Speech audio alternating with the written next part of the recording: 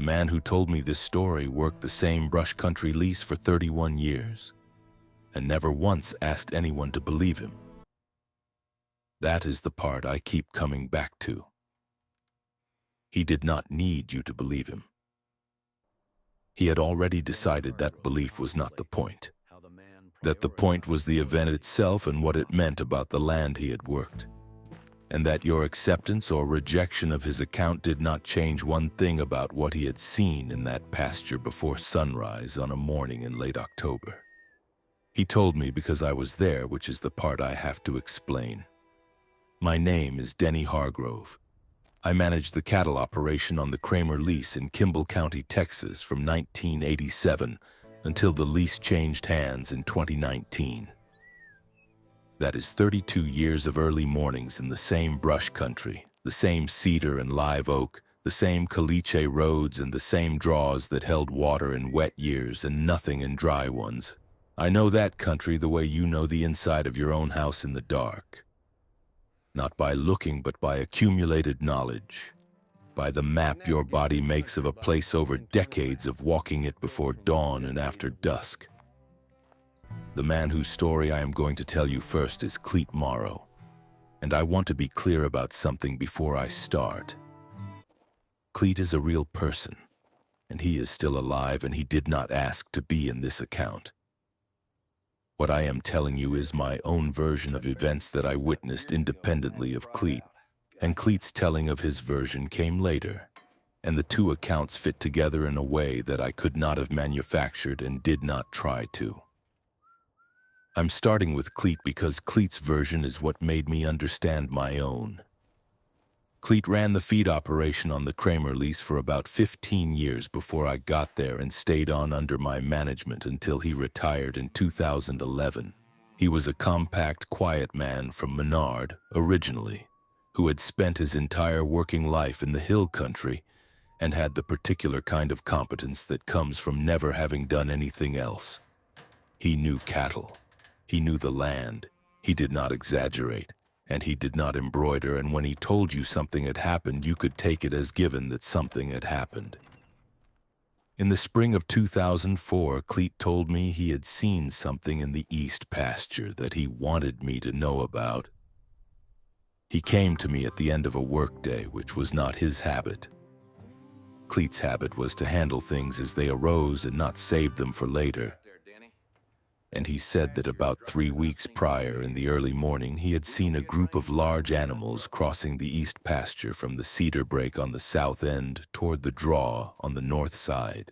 He said there were 4 of them, and they were moving fast, and they were not deer, and they were not hogs, and they were not any animal he had seen before in Kimble County or anywhere else. I asked him what they looked like, and he was quiet for a moment, and then he said they were dark.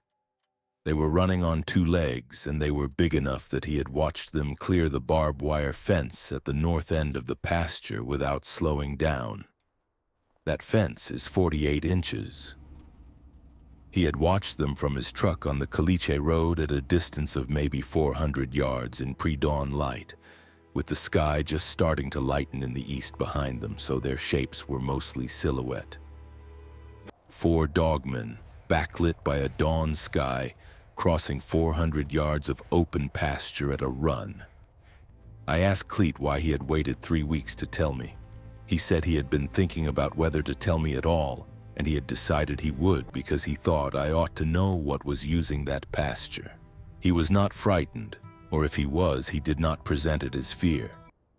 He presented it as information about the land that was relevant to my management of it, the same way he would have told me about a stretch of fence that was failing or a water trough that needed repair. I thanked him for telling me, and I wrote it in my notebook, and I did not do anything with it for about 6 months because I did not know what to do with it. That is worth sitting with for a moment.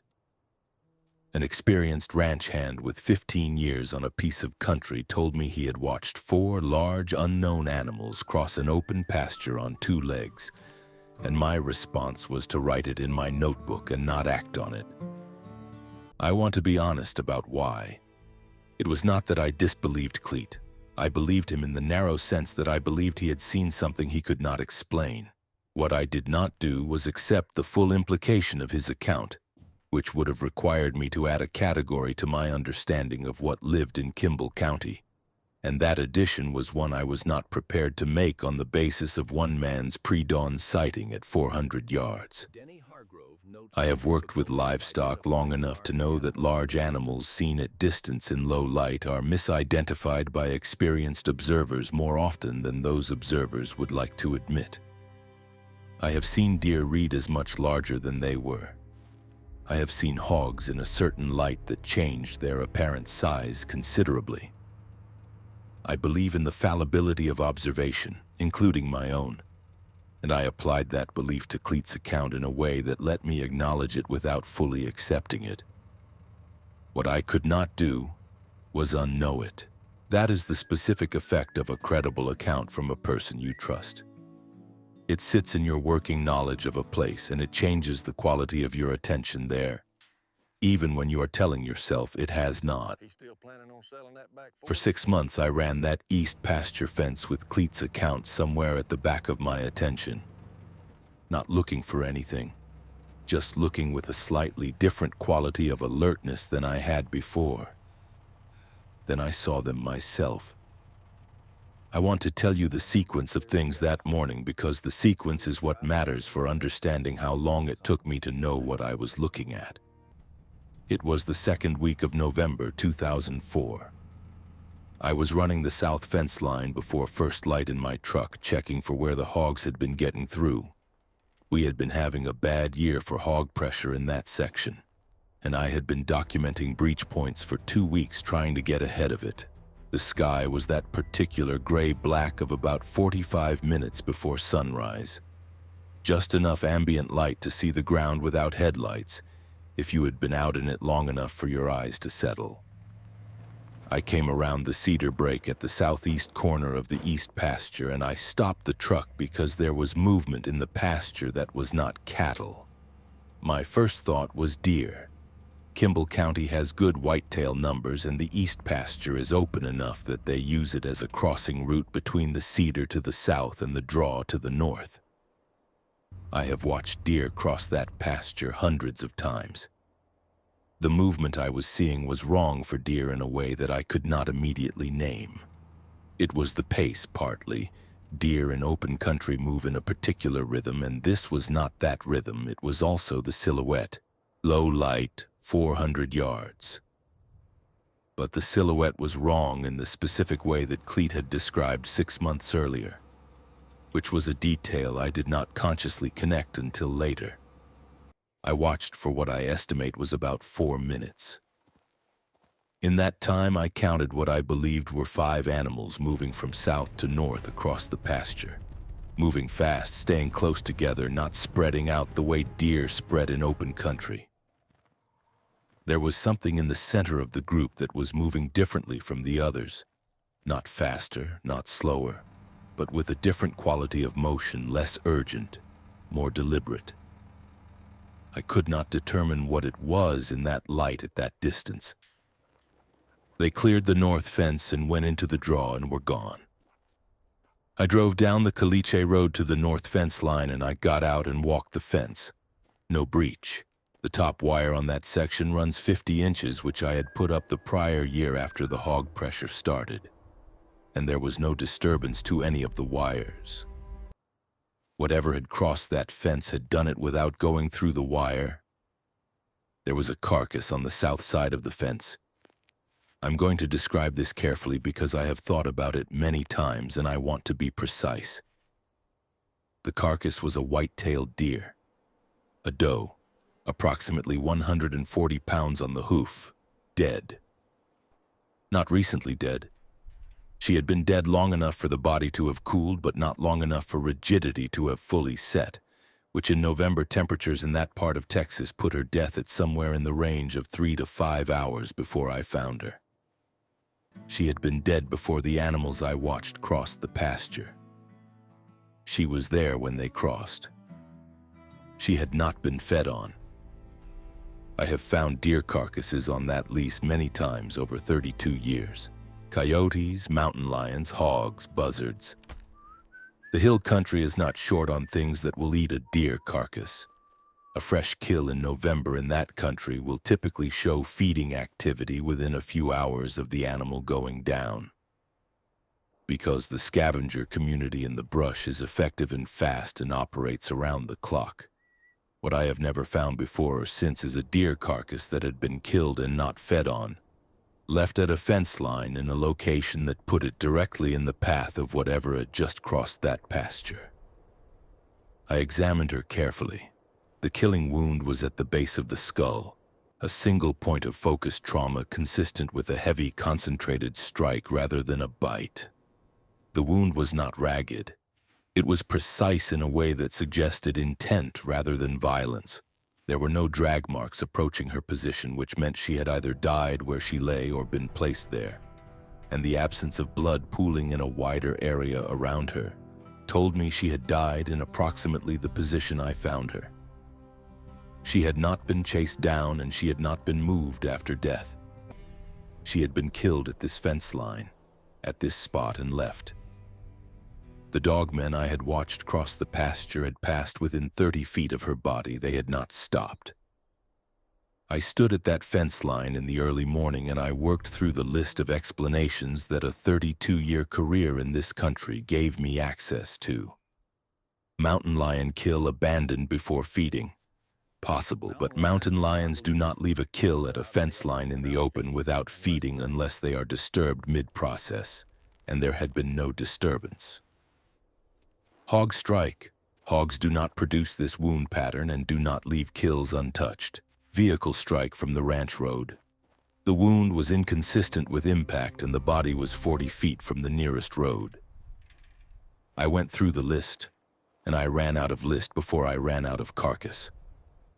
I called Clete from the fence line. I told him what I had found and what I had watched cross the pasture 40 minutes earlier. And I asked him to describe again what he had seen in the spring. He described it again with the same details he had given me 6 months prior. Unchanged, which is the way honest accounts stay unchanged and constructed accounts tend to drift. The crossing direction was the same. The number of animals, the pace, the silhouette, the same. Then I asked him the question I had not thought to ask in the spring. He was quiet for a moment. Then he said yes. He said there had been one that moved differently from the others. Not as fast, he said. More like it was being carried along. I have thought about that conversation many times. I keep coming back to the phrase being carried along, because that is not how you would describe a dogman at the center of a running pack if what you meant was that it was slower or older or injured. That phrase implies something about the relationship between the one in the center and the ones around it. Something about proximity and purpose. The ones on the outside were running. The one in the middle was moving the way things move when their movement is managed by something else. I do not know what was at the center of that pack when I watched them cross in November. The light was not sufficient and the distance was too great and I did not have optics with me. What I know is that the carcass was at the fence line when they crossed, and it had not been there the day before when I ran that fence in the late afternoon and it had not been fed on. Something had killed that deer and placed it at a specific location and the dogman had come through and passed it without touching it. That is not feeding behavior. That is not predation. I do not have a name for what that is. In the spring of 2005, about 6 months after my November sighting, there was a stretch of about 10 days where the cattle on the south end of the east pasture bunched up against the north fence and refused to move back toward the cedar breaks where they normally grazed. Cattle bunching behavior is something I have a lot of experience reading. There is a specific quality to bunching driven by active predator pressure. Tight formation, facing outward, lot of eye white, restlessness. There is a different quality to the kind of bunching that comes from something more ambient. Some quality of a space that the cattle have decided they do not want to be in without being actively threatened. This was the second kind. They were not frightened of something present. They had decided the south end was preferable to the north end for reasons they were not sharing. I pushed them back twice, and both times within a few hours they had drifted north to the fence line again. The third time I decided to let them tell me something instead of overriding them. On the fourth day of this, I walked the south half of the east pasture on foot, specifically the cedar break at the south edge where the seep spring ran in wet years. The spring had been running that spring. It had been a wet winter, and the ground in the cedar break near the seep stayed soft and dark, the kind of ground that holds an impression for days if nothing disturbs it. There were impressions in the soft ground. They were not from deer, which I know by shape, or hog, or cattle, or any large mammal I could name. They were roughly foot-shaped in their general outline, with a distinct heel region and a forward spread that was wider than human proportions, and they were arranged not in a travel pattern, not a line of movement going from here to there, but in a rough arc.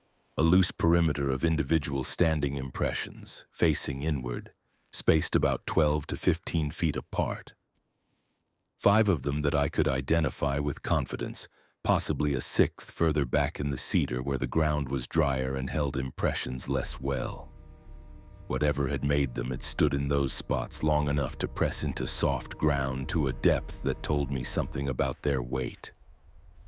I estimated the impressions were at least a day old, possibly 2, which put them within the window of the cattle's behavioral change. I measured the clearest one, 14 inches from heel to forward edge, 7.5 inches wide at the widest point. I pressed my own boot into the wet ground beside it with my full weight for a comparison, and my boot went in roughly half as deep.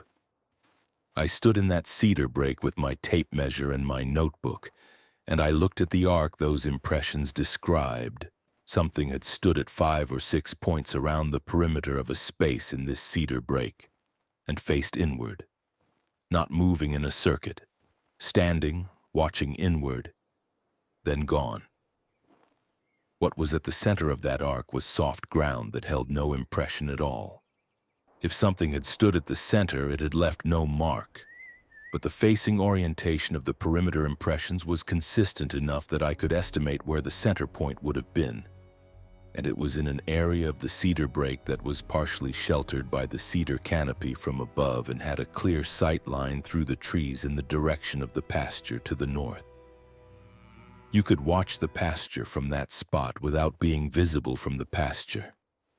I thought about the carcass at the fence line. I thought about the dogmen passing within 30 feet of it without stopping. I thought about the one at the center of the pack, moving with a different quality than the others, and what Clete had said when he described it as being carried along rather than running on its own. If you are at the center of a moving group and the group is organized around your presence rather than toward a shared goal, and kills are placed along your route at specific locations without being fed on, you are not a predator running with a pack. You are something that the pack is organized around.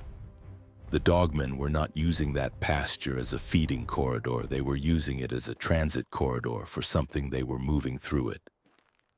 I have no name for what that something was. I have the arc of impressions in the cedar break and the untouched carcass at the fence line, and the cattle that spent 10 days preferring the far end of their pasture over the south end where that cedar break sits. The dogmen are the part of this I can describe because the dogmen have a shape I can give you.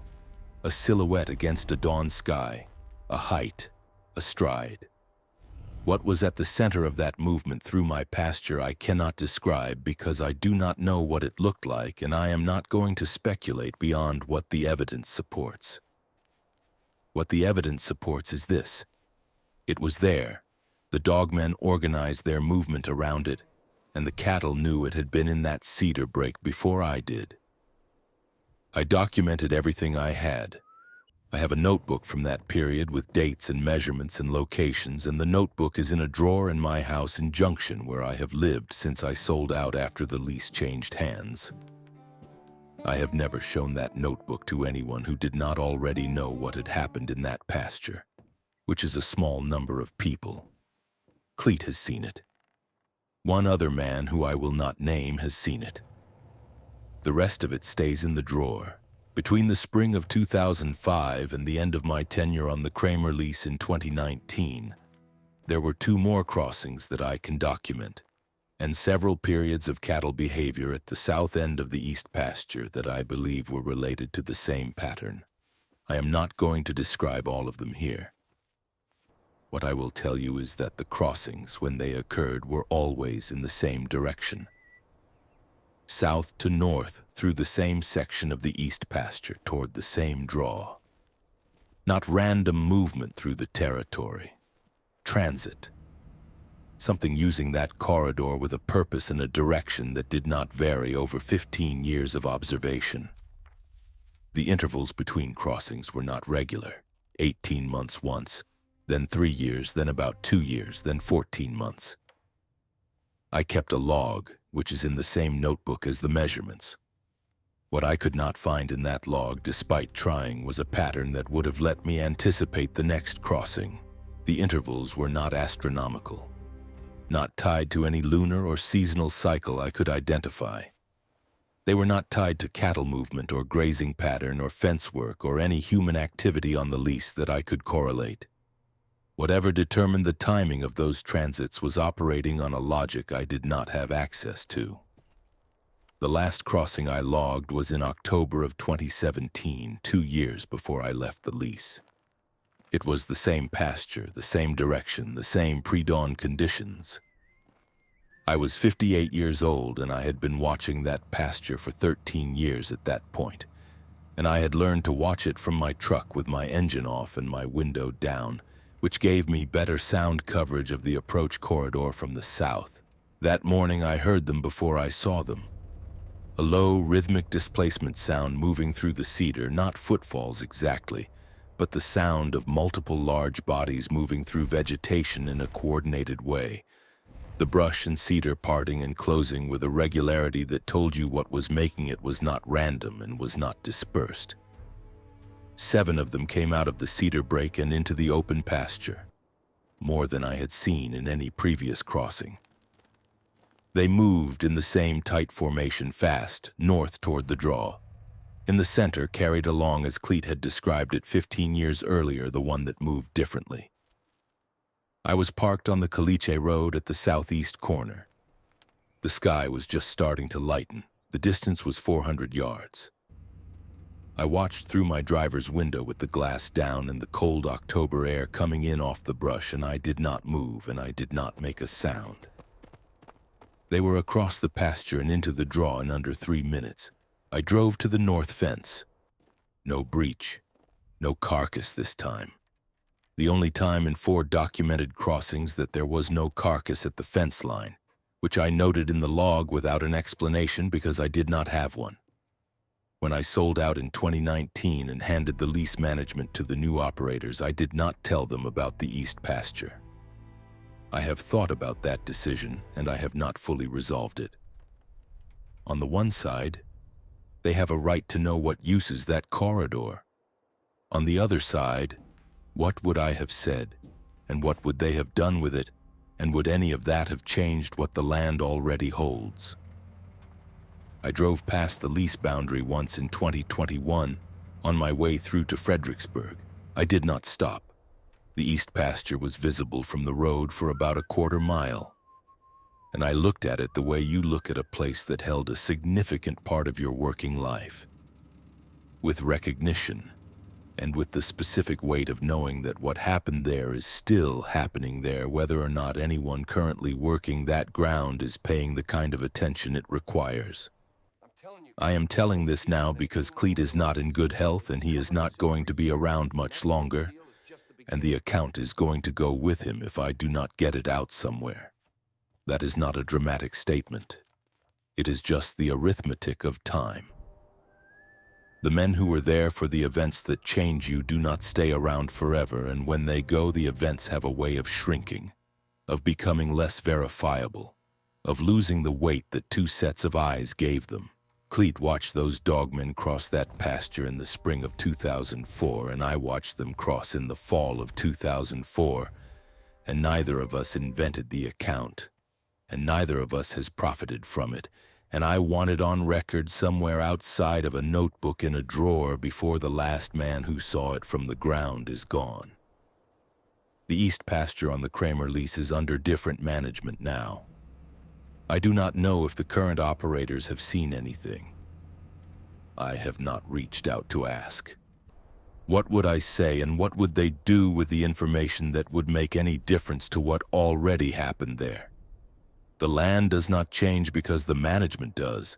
Whatever used that pasture as a corridor was using it long before the Kramer family ran cattle on it, and it will still be using it long after the current operators move on. That is the thing about brush country and the hill country. You are always a temporary occupant of ground that has a longer history than your tenure on it, and sometimes the history asserts itself in ways that remind you of that. I did not love that land less after what I saw. I want to be clear about that. I worked it for another 15 years after the November morning at the fence line, and I knew every cedar break and every caliche wash and every section of that fence the way you know the geography of something you have given your working life to. What changed was not the love. What changed was the understanding that the land held arrangements I was not party to, and had not been consulted about and would not be consulted about, and that those arrangements were older than my tenure and would outlast it. I can work with that. I worked with it for 15 years. What I could not do, and cannot do, is pretend it is not there. The notebook is in the drawer, and Clete is still alive as of the time I am recording this. And the east pasture is running cattle under new management, and whatever left those impressions in the cedar break is still making its arrangements in that country. I wanted someone else to know that. That is all I'm trying to do here.